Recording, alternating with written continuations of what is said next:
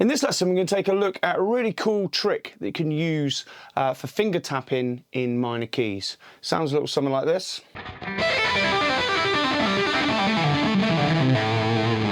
Okay, so the trick behind this is with our left hand, we're just playing the minor pentatonic scale. Now that could be any minor scale really, other than ones that might have a flat 2 like Phrygian or anything like that, but your natural minor, Dorian, minor blues, and obviously minor pentatonic will work perfectly with this. Now the trick is that we can tap in a straight line all on one fret, 7 frets higher than the root note. And this just makes it super easy so that we haven't got to worry about dancing all over the place with our tapping finger. It's all in one fret. So that's just a rule that you can just remember. If you're in A minor like we are here, our root note is A, which is on the 5th fret of the E string. Now 7 frets higher than that is the 12th fret. So that's where we can tap. So if I play the minor pentatonic scale with my left hand, I can tap in the 12th fret with my right. Every single string there on the 12th fret will work. So it's a nice easy trick so that you haven't got to worry about matching the scale shape on this side. We can just run down that single fret. So I'll take you all the way through it. Now you can do anything with this really. You can do any kind of order of the notes, or you can go up, you can come down, whatever. For this lick I'm doing like a little sequencing pattern where I'm coming down 3 strings at a time. So I tap on the 12th fret and then pull off 8 to 5.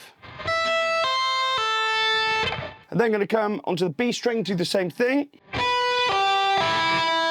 And then onto the G string, tap 12, 7, 5. And that's our first part of the sequence.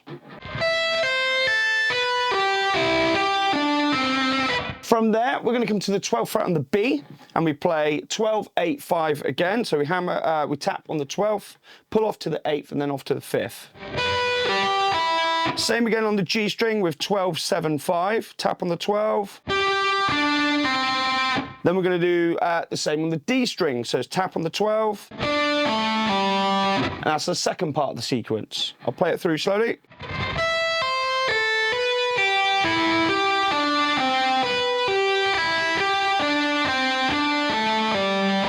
We then go back on ourselves again to the G string, and we play the 12, 7, 5. Same on the D. Same on the A. And to finish off, we go back on ourselves again, 12, 7, 5 on the D. 12, 7, 5 on the A. And we finish off with 12, 8, 5 on the E. I'll play it all the way through slowly.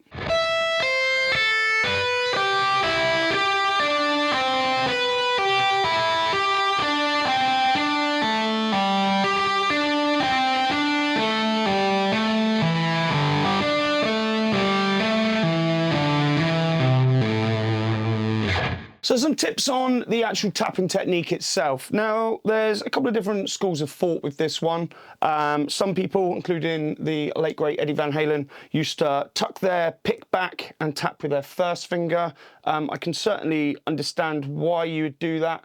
I've never got to grips with that technique and find it too fiddly getting it back. Maybe it's because I use smaller picks, I don't know, but I've never been comfortable with that. So I keep my pick where it belongs, first finger and thumb, and I do my main tapping with my middle finger.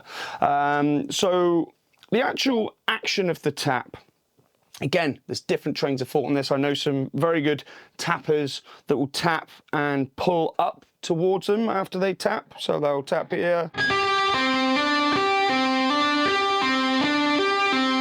I personally prefer to go away.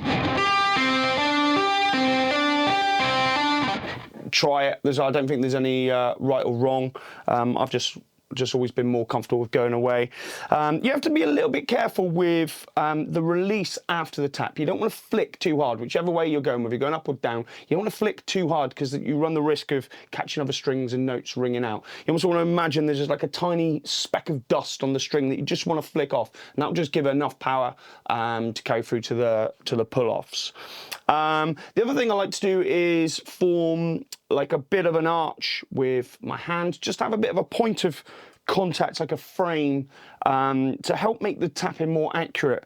If you're just coming from like space like this, I find it can be a little bit harder to get the accuracy of hitting the note. So I like to make a frame. So I'll use like the inside here, like the palm of my hand. I'll rest it on the neck. Sometimes, depending on what kind of thing I'm doing, I'll also have my little finger and my third finger resting on the top, and I form like a frame like that.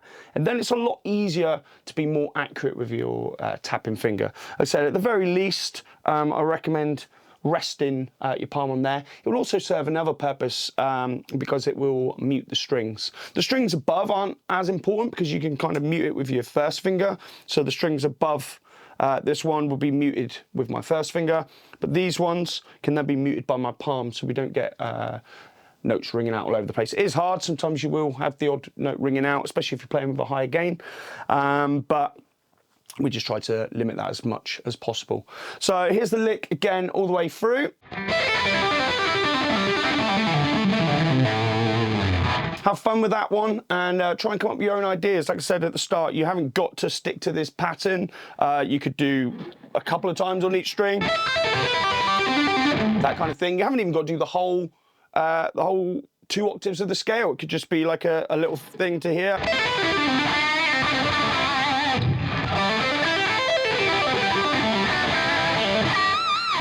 Whatever, but play around with it and see what kind of licks you can come up with. But the main takeaway from this, as well as the actual technique of the tapping, is that when you're using the minor pentatonic or natural minor or Dorian mode on this side, 7 notes higher, you can tap all in 1 fret on every string.